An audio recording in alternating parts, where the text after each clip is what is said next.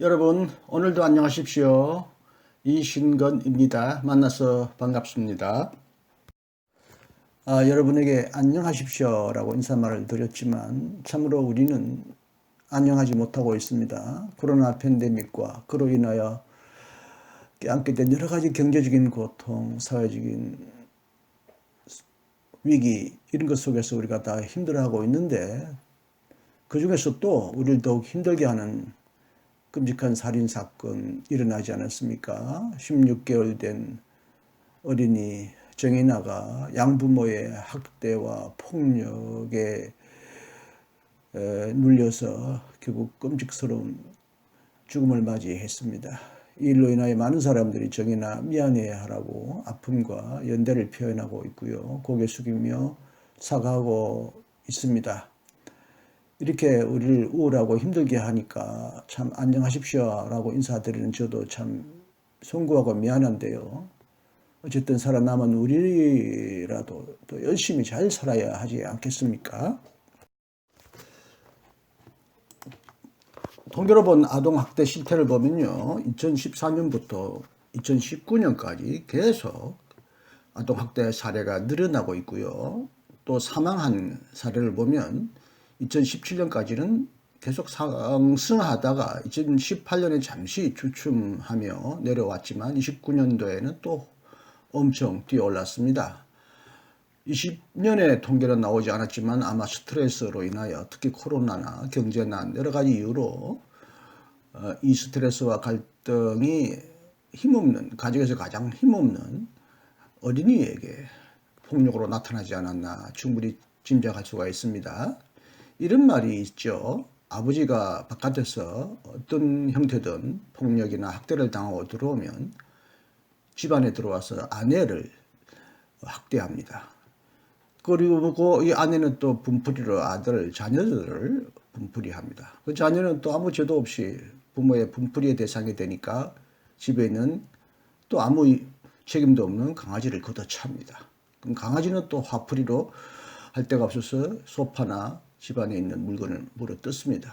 소파나 물건은 더 이상 이제 보복할, 화풀이할 대상이 없으니까 그걸로 끝나겠지만 이렇게 폭력은 폭력을 낳고 폭력은 대물림이 됩니다. 참으로 안타까운 일이 아닐 수가 없습니다. 그래서 제가 오래전에 읽었던 책 이타적 유전자라는 책이 생각났습니다. 이 책을 소개하면서 왜 인간이 이렇게 폭력적인가? 폭력과 이기성이 항상 결합되어 있는 건 아니지만 이계적인 존재일수록 자기중심적으로 세상을 판단하고 자기의 고통이나 아픔만 생각하면서 상대방의 처지나 입장을 고려하지 않고 마구 폭력을 행하는 경우가 많습니다. 이기성과 폭력성은 상당히 서로 맞물려 있을 것이라 생각합니다. 그러나 인간이 이기적인 존재인가? 이렇게 힘없는 어린이까지 무참하게 짓밟을 정도로 인간은 폭력적이고 가학적이고 잔인한가 이런 고민을 하다가 오래전에 읽었던 책 인간은 이타적인 존재이고 이타적인 유전자를 물려받았다라는 책이 생각나서 과연 인간은 얼마나 이타적인가 이타적일 수 있는가 하는 그런 고민을 담은 책 매트 리틀리가 쓴 책 이타적 유전자라는 책이 생각나서 이 책의 내용을 여러분에게 다시 소개해 드립니다. 오늘날 인간에 대한 이해는요.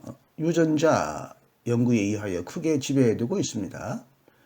유전자 연구가 대개 생명과 질병의 현상을 규명하려는 데 집중되고 있는 편이지만요. 인간의 본성을 규명하는 가장 중요한 수단으로도 이해되고 있습니다. 이와 관련하여 최근에 우리를 놀라게 한 하나의 책이 발간되었습니다. 여러분이 잘 아시는 리처드 도킨스가 쓴 이기적 유전자입니다. The Selfish Gene입니다. 아마 많은 분들이 이 책을 읽어보셨으리라고 생각합니다. 도킨스에 따르면요. 사람과 모든 동물은 이기적인 유전자를 맹목적으로 보존하도록 프로그램화되어 있는 기계에 불과하다는 것입니다. 유전자는 불멸하고 그래서 영원하고 이기적이라는 것입니다. 자연 선택에 의해 진화된 모든 것은 이기적이랍니다. 이타주의로 보이는 행위도 실제로는 모양을 바꾼 이기주의에 불과하다는 것이죠. 유전자의 수준에서 이타주의는 악이고 이기주의야말로 선입니다. 이런 주장으로 인해 도킨스는 사회생물학과 진화 논쟁에서 중심적이고 선도적인 위치를 차지하게 되었습니다. 하지만 얼마 지나지 않아서 도킨스의 주장을 정면에서 반박하는 책이 나왔습니다. 바로 매트 리들리가 쓴 이타적 유전자, 원제목은 The Origins of Virtue, 미덕의 기원입니다. 원래 책 제목과는 달리 아마 도킨스의 이기적 유전자와 대조한다는 뜻으로 제목을 조금 바꿔 붙였었던 것 같은데요. 내용은 바로 이 이타적 유전자의 내용을 담고 있습니다. 도킨스처럼 영국에서 태어나 옥스퍼드 대학에서 연구한 리들리는요, 재능 있는 과학 저술가로서 지금도 활동하고 있습니다. 붉은 여왕이라는 책을 쓴 것을 계기로 그는 세상에 주목을 받기 시작하고요. 게놈이라는 책을 통해 세계적인 작가로 떠올랐습니다. 인류는 본성적으로 사회적인 동물인가 아니면 반사회적인 동물인가 라는 질문으로부터 인간 사회의 뿌리를 연구하기 시작한 그는 선배 이론이, 즉 도킨스의 이론이 절반만 옳았음을, 즉 인간 사회의 뿌리는 자신이 생각한 것보다 훨씬 더 깊은 곳에, 즉 인간의 본성에 내재한다는 사실을 입증하려고 노력하였습니다. 이타적 유전자라는 이 책에서 리들리가 주장하는 핵심적인 내용은 다음과 같습니다. 인간의 정신은 이기적인 유전에 의해 만들어졌음에도 불구하고 사회성과 협동성, 신뢰성을 지향합니다. 인간은 사회적 본능을 가지고 있습니다. 모든 이타주의 이면에는 분명히 이기성이 숨어 있지만 사랑과 상호 부조, 상호 도움의 내밀한, 은밀한 성소인 자궁에서조차 냉혹한 이기적인 관계가 발견되지만 인간의 내면에는 협동, 이타적인 행위, 아량, 동정, 친절, 자기 희생 등과 같은 미덕이 자리 잡고 있으며 이것은 모든 인종의 공통적인 심리적인 경향이라는 것입니다. 인간은 개미와 꿀벌보다도 이 땅에 가장 상호의존적이고 협동적인 동물, 개미와 꿀벌보다도 더 상호의존적이고 협동적이라는 것입니다. 그러므로 호혜주의는 주고받는 상호주의는요, 인간 본성의 불가결한 필수적인 일부, 즉 본능일 가능성이 높다는 것입니다. 인간 사회에서는 호혜주의가 매우 보편적으로 발견된다는 것입니다. 사회적 이타주의에 강한 인간은 아주 독보적인 존재라고 리들리는 주장합니다. 리들리에 따르면 인간의 가장 큰 이점, 장점은 노동 분화라는 거죠. 이것은 다른 사회적 동물과 구별하는 특징이 됩니다. 인간의 면역 체계를 보더라도요, 이기적인 세포도 결과적으로는 인체 전체의 이익을 지향하고 있다고 합니다. 인생은 제로섬 게임, 전 분야, 전 문야가 아니라 그런 게임이 아니라는 것입니다. 나의 성공이 반드시 너의 희생을 전제하는 것이 아니며 둘 다 승리하는 것이 가능하다는 것입니다. 인간 외에 어떤 영장류도 남편과 아내의 노동 분할을 하지 않았다는 것입니다. 우리의 언어와 생활은 온통 호혜주의적 관념 투성이라는 것입니다. 인간에게 호의와 호의에 대한 상대방의 보답을 감시하는 본능이 있다는 것이죠. 특히 인간의 뇌는 다른 동물의 뇌보다 뛰어나기만 한 것이 아니라 전혀 다르다는 것입니다. 인간의 뇌에는 호혜주의를 구사하여서 사회를 이루며 살아가는 이점을 충분히 활용하는 특별한 재능이 있다는 것입니다. 동물에게는 감정이입이 없다고 합니다.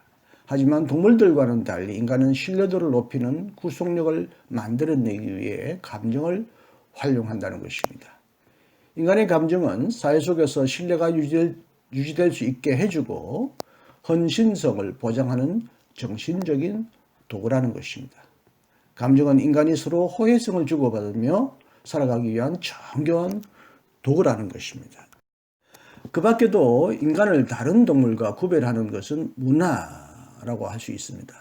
의례는 의식, 재래, 의식, 여러 가지 인간이 행하는 의례적인 행사는 협동과 희생을 고양하는 기능이 있습니다. 음악은 감동과 정서를 보장합니다. 그러므로 음악은 집단에 대한 헌신성을 과시합니다. 상호 이익을 위한 교육, 물물교환은요, 오랜 옛날부터 인간다움의 조건 중에 하나였습니다. 이것은 진화의 과정에서 다른 동물과 완전히 구별되는 생태학적인 장점입니다. 집단 간의 비교 우위의 법칙을 활용하면서 살아가는 동물은 인간밖에 없다고 합니다. 이것은 인간이 가지고 있는 생태학적 비장의 무기 가운데 하나라는 것입니다.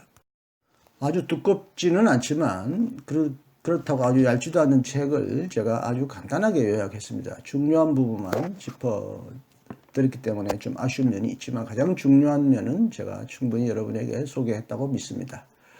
제가 조금 평가해보면요. 저는 생물학자가 아니기 때문에 도킨스와 리들리 중에서 누가 더 생물학적으로, 과학적으로 올바른 판단을 내리고 있는지 이를 판단할 충분한 능력이 제게는 없습니다. 다만 단순한 생물학적인 차원을 넘어서 생각해 본다면 이분들은 생물학적으로 생각하기 때문에 저는 생물학적으로 이 견해에 대하여 어떤 입장을 취할 능력은 없습니다만은 인간은 생물학적인 존재 이상으로 또 다른 존재입니다. 물론 생물학적으로도 마찬가지일 것입니다. 사람은 자기 성격과 자기 취향과 자기 소원대로 혹은 자기의 입장에 따라서 만사를 서로 다르게 볼 것입니다. 그렇다면 도킨스는 유전자의 이기적인 특징을 더 즐겨보고 싶었을 것이고 도킨스가 더 리들리보다 이기적이라는 뜻은 아니고요. 이기적인 관점을 특별히 강조하면서 동물 생명체, 특히 인간을 바라보면 특히 인간의 유전자가 이기적이라고 생각이 될 수도 있었을 것이고 리들리는 그와는 정반대로 이타적인 관점에서 유전자의 이타적인 특징을 더 세밀히 관찰하고 그것을 해명하고 싶었을지도 모르겠습니다. 인간이 생각하기에 따라서 만물이 서로 다르게 보이지 않습니까? 만약 그렇다면 이기적인 요소도 생각에 따라서는 또 상당히 이타적으로 보일 수도 있을 것이고 거꾸로 이타적인 것도 어떻게 보면 상당히 이기적인 것으로 보일 수도 있겠습니다. 하나의 두 가지 측면에서 어떤 측면에서 사물을 보느냐에 따라서 한 측면을 우리가 볼 수밖에 없을 것입니다. 우리가 지구를 보든 달을 보든 사물을 보든 우리는 앞면만 보지 뒷면을 보기 어렵습니다. 또 뒤로 돌아가서 뒷면을 보더라도 결국 그렇게 되면 앞면이 보이지 않을 경우가 많습니다. 그러므로 인간은 앞과 뒤, 겉과 속, 인간을 총체적으로, 포괄적으로, 입체적으로 보는 것이 중요하지만 인간은 습관의 존재요, 편견의 존재요, 자기 이론을 합리화하고 정당화하는 데 매우 능숙한 존재이기 때문에 어떻게 보면 도킨스는 인간의 이타성을 억지로 임의로 배제하고 이기성적인 특징을 다 강조하려고 노력하지 않았느냐. 그와 마찬가지로 리들리도 인간의 이기적인 특성보다는 이타적인 존재를 더 부각하고 싶었고요. 이기적인 성격도 결국에는 이타적인 것이라는 것을 증명하고 싶었을지도 모르겠습니다. 더 나아가 만물의 상극적 요소도 서로 대립하고 서로 싸우고 충돌하는 요소도 더 높은 차원에서는 실제로는 긴밀하게 협력하고 있다고 볼 수 있습니다. 예컨대 이 우주 안에는 모든 물체가 서로 끌어당기는 그런 인력도 있지만 서로 배척하는 그런 청력, 서로 밀어내는 힘도 있다고 그러죠. 그러나 최종적으로는 끌어당기고 밀면서도 이 우주를 하나의 조로운 전체로 코스모스로 유지하고 있는 모습은 참으로 신기합니다. 이처럼 이기적으로 배타적으로 보이는 것도 궁극적으로는 이타적인 목적, 만물의 공존을 위하여 기여하고 있다고도 볼 수 있습니다. 성서에서 우리가 보듯이요, 요셉이 고백한 대로 하나님은 악한 것을 선한 것으로 돌려놓으실 수 있고요. 또 바울의 말대로 하나님을 사랑하는 자에게는 모든 것이 합력하여 선을 이룰 수가 있습니다. 특히 삼일체 안에서 신비한 연합과 사랑의 사귐을 나누시는 하나님은 인간도 서로 연합하고 사랑하는 존재로 창조하셨다고 저는 믿습니다. 인간의 타락과 이기적인 본성도 엄연히 존재하지만 하나님은 이 세계를 최종적으로 하나님의 나라로 변화시켜 나가고 이끌어 가고 계신다고 저는 확신합니다. 이 책에서도 나오지만 인간을 인간답게 하고 탁월하게 만들었던 사회적 요소들은 불행하게도 생태학적으로는 혹독한 결과를 가져왔다고 합니다. 예컨대 북아메리카에 인간이 출현한 다음에 대형 포유동물, 예를 들면 맘모스라든지 대형 야생동물들 이런 것들의 73%가 인간의 탐욕과 사냥과 여러 가지 이유로 사라졌다고 합니다.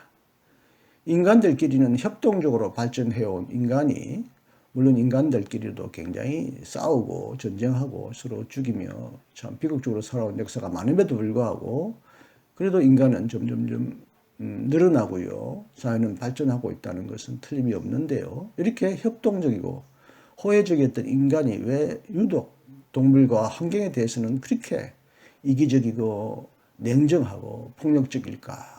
그런 질문을 던지지 않을 수가 없습니다. 저자 리들리의 결론대로요. 인류에게는 환경윤리와 같은 것, 즉 자제의 습관을 개발하고 가르치는 내재적인 경향이 없고 그래서 환경윤리는 인간의 본성에 부합하는 것이 아니므로 인간의 본성을 거스르면서 가르쳐야 할 것이 아닌가 하는 그런 생각을 하게 됩니다. 하지만 저자 리들리는 우리에게 용기를 권합니다. 게임 이론을 통하여 죄수 두 명이 각자 다른 방에 이제 수감되어서 서로가 서로를 배신하거나 서로에 대한 신의를 지키느냐에 따라서 이제 형벌을 달리하는데요. 이렇게 게임 이론을 실제적으로 해 보니까 인간은 비열한 전략보다는 자기만 잘 살기 위하여 상대방에게 더 큰 고통을 주기보다는 서로가 동등한 형벌을 받는 전략, 우호적인 전략을 택하는 것임을 게임 이론을 통하여 검증했다고 합니다. 리들리는 다양한 이론과 매우 풍성한 자료를 동원하여 매우 재미난 이야기를 곁들여서 매우 어려운 이론을 아주 쉽게 그리고 매우 설득력 있게 감동 있게 풀어주고 있기 때문에 이 저자의 지식과 해안에 크게 감동하고 또 동의하게 되었습니다. 이 책을 읽고 나서 저도 세상과 자신을 바라본 시각이 훨씬 더 다양해지고 넓어졌고요. 인생의 지혜도 더 풍성해졌다는 그런 느낌을 갖게 되었습니다.